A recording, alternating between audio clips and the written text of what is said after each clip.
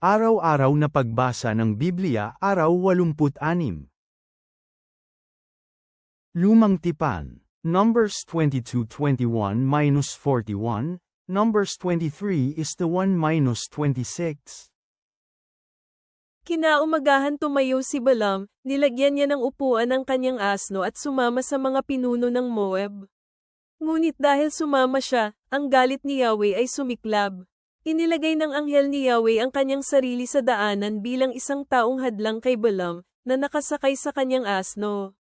Ang dalawang alipin ni Balaam ay kasama din niya. Nakita ng asno ang anghel ni Yahweh na nakatayo sa daraanan na hawak niya ang kanyang nakalabas na tebak. Lumihis ang asno sa kalsada at pumunta sa loob ng isang bukirin. Hinampes ni Balaam ang asno upang ipaharap sa kalsada. At tumayo ang anghel ni Yahweh sa isang makipot na bahagi ng kalsada sa pagitan ng ilang ubasan, na mayroong isang pader sa kanyang kanang bahagi at isa pang pader sa kanyang kaliwang bahagi. Nakita muli ng asno ang anghel ni Yahweh. Sumiksik siya sa pader at naipit ang paa ni Balaam laban dito. Muli siyang hinampes ni Balaam. Pumunta sa mas malayo ang anghel ni Yahweh at tumayo sa isa pang makipot na lugar kung saan ay walang paraan para makaiwas sa kahit sa anumang bahagi. Nakita ng asno ang anghel ni Yahweh, at humiga siya sa ilalim ni Balaam. Sumiklab ang galit ni Balaam at kanyang hinampes ng baston ang kanyang asno. Pagkatapos, binuksan ni Yahweh ang bibig ng asno para magsalita siya. Sinabi niya kay Balaam, "Ano ang aking ginawa sa iyo na nag-udyok sa iyo na hampasin ako nitong makaikatlo beses?" Sumagot si Balaam, "Dahil ikaw ay kumilos ng may kahangalan sa akin. Sana ay mayroong isang espada sa aking kamay. Kung mayroon, sa ngayon pinatay na kita." Sinabi ng asno kay Balaam, "Hindi ba ako ang iyong asno na sinasakyan mo sa buong buhay mo hanggang sa mga araw na ito? Ugali ko bang gawin ang mga ganitong bagay sa iyo dati?" Sinabi ni Balaam, "Hindi." Pagkatapos, binuksan ni Yahweh ang mga mata ni Balaam, at nakita niya ang anghel ni Yahweh na nakatayo sa daraanan na nakalabas ang kanyang espadang nasa kanyang kamay. Iniyuko ni Balaam ang kanyang ulo at nagpatira pa. Sinabi ng anghel ni Yahweh sa kanya, "Bakit mo hinampes nitong 3 beses ang iyong asno? Tingnan mo, naparito ako bilang isang taong galit sa iyo dahil masama ang mga ikilos mo sa harapan ko. Nakita ako ng iyong asno at iniwasan niya ako ng 3 beses. Kung hindi siya umiwas sa akin, siguradong napatay kita at nailigtas ko ang buhay niya." Sinabi ni Balaam sa anghel ni Yahweh, "Nagkasala ako. Hindi ko alam na nakatayo ka sa kalsada laban sa akin. Ngayon kung ganoon, kung hindi ka tanggap-tanggap sa iyo ang paglalakbay na ito, babalik ako sa aking pinanggalingan." Ngunit sinabi ng anghel ni Yahweh kay Balaam, "Magpatuloy ka kasama ng mga lalaki. Ngunit dapat sabihin mo lamang ang mga salita na sinabi ko sa iyo." Kaya sumama si Balaam sa mga pinuno ni Balak. Nang marinig ni Balak na dumating na si Balaam, lumabas siya upang salubungin siya sa isang lungsod ng Moab sa Arnon, na nasa hangganan. Sinabi ni Balak kay Balaam, "Hindi ba ako nagpadala ng mga tauhan upang ipatawag ka? Bakit hindi ka pumunta sa akin? Wala ba akong kakayahan na bigyan ka ng karangalan?" At sumagot si Balaam, "Tingnan mo, naparito na ako para sa iyo. Mayroon na ba akong karapatang magsabi ng anumang bagay? Sasabihin ko lamang ang mga salita ni Yahweh na ilagay niya sa aking bibig." Sumama si Balaam kay Balak, at nakarating sila sa Kiriath Husot. At inialay ni Balak ang mga kapong baka at tupa at binigyan niya ng kaunting karne si Balaam at ang mga pinunong kasama niya. Kinaumagahan, dinala ni Balak si Balaam sa itaas sa mga dambana ni Baal. Mula roon makikita lamang ni Balaam ang maliit na bahagi ng mga Israelita sa kanilang kampo. Sinabi ni Balaam kay Balak, "Gumawa ka ng 7 altar dito para sa akin at maglaan ka ng 7 toro at 7 lalaking tupa." Kaya ginawa ni Balak ayon sa hiniling ni Balaam. Pagkatapos, naghandog si Balak at Balaam ng 1 toro at 1 lalaking tupa sa bawat altar. Pagkatapos, sinabi ni Balaam kay Balak, "Tumayo ka malapit sa handog na susunugin at pupunta ako. Marahil darating si Yahweh upang makipagkita sa akin. Ano man ang ipapakita niya sa akin sasabihin ko sa iyo, kaya umalis siya patungo sa isang burol na walang mga puno. Nakipagkita ang Diyos sa kanya, at sinabi ni Balaam sa kanya, gumawa ako ng 7 altar, at nag-alay ako ng isang toro at isang lalaking tupas sa bawat isa. Naglagay ng isang mensahe si Yahweh sa bibig ni Balaam at sinabi, bumalik ka kay Balak at magsalita ka sa kanya. Kaya bumalik si Balaam kay Balak na nakatayo sa tabi ng kanyang handog na susunugin, at lahat ng mga pinuno ng Moab na kasama niya. At nagsimulang sabihin ni Balaam ang kanyang propesya at sinabi, dinala ako ni Balak mula sa Aram, ang hari ng Moab mula sa mga bundok sa silangan. Halika, isumpa mo si Jacob para sa akin, sinabi niya. Halika, labanan mo ang Israel. Paano ko isusumpa ang mga taong hindi isinumpa ng Diyos? Paano ko lalabanan ang mga hindi nilabanan ni Yahweh? Sapagkat nakikita ko siya mula sa tuktok ng mga bato, mula sa mga burol tinitingnan ko siya. Tingnan mo, may mga taong naninirahang mag-isa at hindi itinuturing ang kanilang sarili bilang isang karaniwang bansa. Sino ang makakapagbilang sa alikabok ni Jacob o makakapagbilang kahit na ang ika-4 lamang ng Israel? Hayaan akong mamatay sa kamatayan ng isang matuwid na tao, at hayaang maging katulad niya ang wakas ng aking buhay. Sinabi ni Balak kay Balaam, anong ginawa mo sa akin?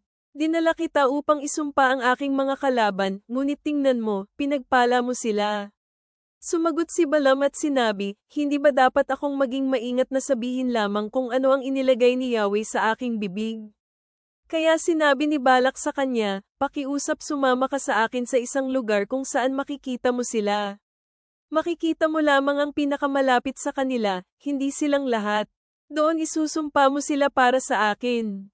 Kaya dinala niya si Balaam sa bukid ng Zopam, sa tuktok ng bundok Pisga, at gumawa ng 7 pang altar. Naghandog siya ng isang toro at isang lalaking tupas sa bawat altar.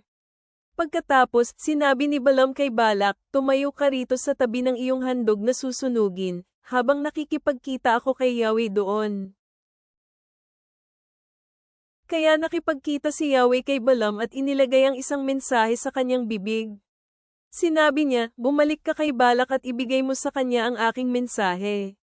Bumalik si Balaam sa kanya, at masdam, nakatayo siya sa tabi ng kanyang handog na susunugin, at kasama niya ang mga pinuno ng Moab. At sinabi ni Balak sa kanya, ano ang sinabi ni Yahweh? Sinimulan ni Balaam ang kanyang propesya. Sinabi niya, tumayo ka, Balak, at dinggin mo. Makinig ka sa akin, ikaw na anak ni Zippor. Hindi isang tao ang Diyos na kailangan niyang magsinungaling, o isang tao na kailangang magbago ang kanyang isip. Nangako ba siya ng anumang bagay na hindi ito ginagawa? Nagsabi ba siyang gagawin niya ang isang bagay na hindi niya ito tinutupad? Tingnan mo, inutusan ako upang magpala.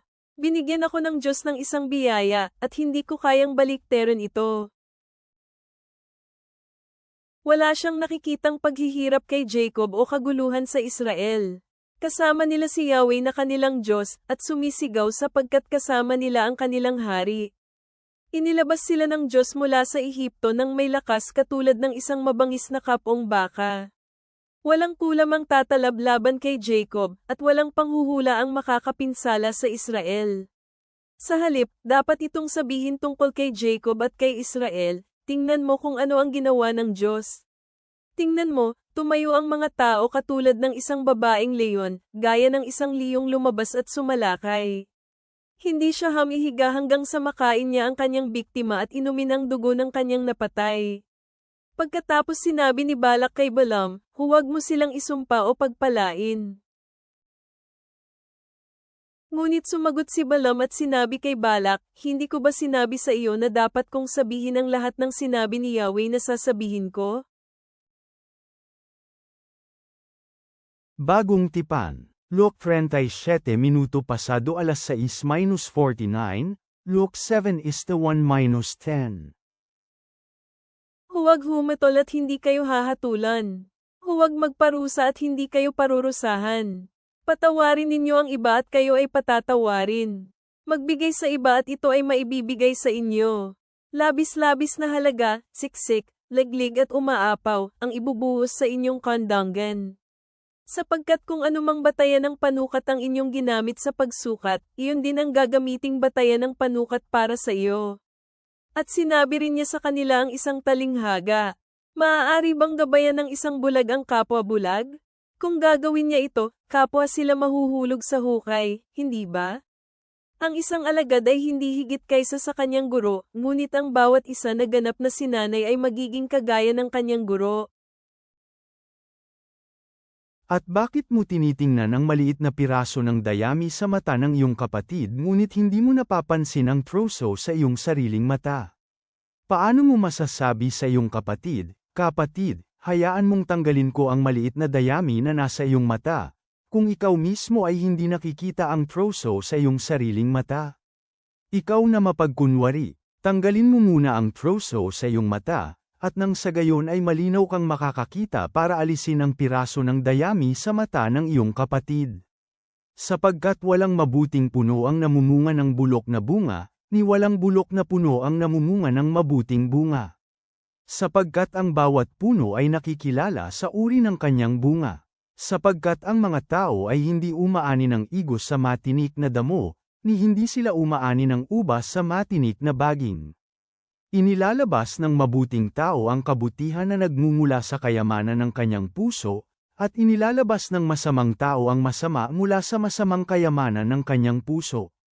Sapagkat mula sa kasaganaan ng kanyang puso, nagsasalita ang kanyang bibig. Bakit mo ako tinatatawag na, Panginoon, Panginoon, ngunit hindi mo sinusunod ang mga bagay na sinasabi ko? Ang bawat tao na lumalapit sa akin at nakikinig ng aking mga salita at sinusunod ang mga ito, sasabihin ko sa inyo kung ano ang kanyang katulad.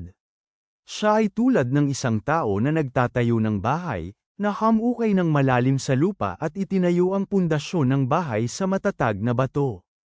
Nang dumating ang baha, umagos ang malakas na tubig sa bahay ngunit hindi nito kayang yanigin dahil ito ay itinayo ng mahusay.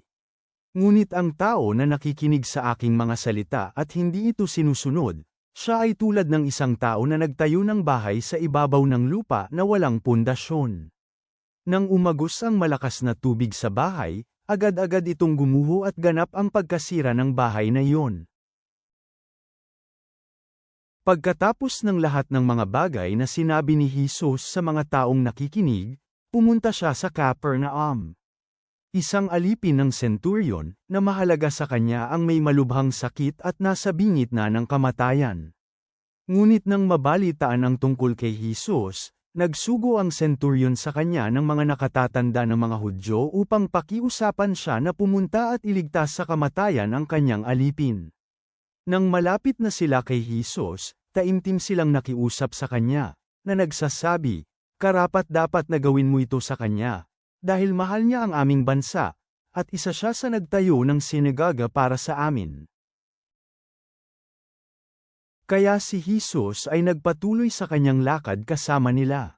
Ngunit nang malapit na siya sa bahay, ang centurion ay nagpadala ng mga kaibigan para sabihin sa kanya, "Panginoon, huwag na kayong mag-abala, dahil hindi ako karapat-dapat na puntahan sa aking tahanan. Sa dahilang ito, hindi ko rin inisip na karapat-dapat ako na humarap man lamang sa iyo. Magbigay lang kayo ng salita at gagaling na ang aking alipin. Sapagkat ako rin ay isang tao na itinalaga sa ilalim ng isang may kapangyarihan at may mga kawal sa ilalim ko.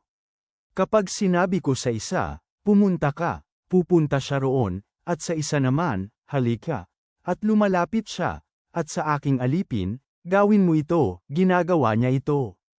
Nang marinig ito ni Jesus, siya ay namangha sa kanya, at habang humarap sa mga maraming taong sumusunod sa kanya, sinabi niya, "Sinasabi ko sa inyo, hindi pa ako nakakita ng may ganitong kalaking pananampalataya kahit nasa Israel." Pagkatapos, bumalik sa bahay ang mga isinugo at natagpo ang magaling na ang alipin. Mga awit, Psalm 37:32-40. Binabantayan ng masamang tao ang matuwid at binabalak siyang patayin. Hindi siya pababayaan ni Yahweh na mapunta sa kamay ng masama o hatulan kapag siya ay nahusgahan. Maghintay ka kay Yahweh at panatilihin mo ang kanyang kaparaanan, at ikaw ay kanyang itataas para angkinin ang lupain. Makikita mo kapag ang masasama ay tatanggalin. Nakita ko ang masama at nakakikilabot na tao na nagkalat gaya ng luntiang puno sa likas nitong lupa. Pero nang ako ay dumaan muli, siya ay wala na roon. Hinanap ko siya, pero hindi na siya matagpuan. Pagmasdan mo ang taong may dangal, at tandaan mo ang matuwid, mayroong mabuting kinabukasan para sa taong may kapayapaan. Ang mga makasalanan ay tuluyang mawawasak, ang kinabukasan para sa masasamang tao ay mapuputol. Ang kaligtasan ng matutuwid ay nagmumula kay Yahweh, sila ay kanyang pinangangalagaan sa mga panahon ng kaguluhan. Sila ay tinutulungan at sinasagip ni Yahweh. Sinasagip niya sila mula sa masasama at iniligtas sila dahil sila ay kumubli sa Kanya. Ama naming nasa langit, kami ay lumalapit sa iyo ng may mapagkumbabang puso, na humihingi ng iyong gabay habang kami ay naglalakbay sa aming buhay, tulad ng pakikinig ni Balaam sa iyong tinig sa gitna ng ingay ng mundo. Tulungan mo kaming isabuhay ang awa at biyaya na itinuro ni Jesus sa Lucas, na magpatawad sa iba tulad ng kami ay pinatawad mo, at itatag ang aming buhay sa matibay na pundasyon ng iyong salita. Naway maipakita namin ang karunungan mula sa Awit Kapitulo 37, na magtiwala sa iyong katwiran at makahanap ng lakas sa iyong katapatan, kahit na ang daan ay tila hindi malinaw. Punuin mo kami ng habag at pag-unawa, upang maipakita namin ang iyong pag-ibig sa lahat ng aming pakikisalamuha. Yakapin mo kami ng mahigpit sa iyong puso, Ama. Amen.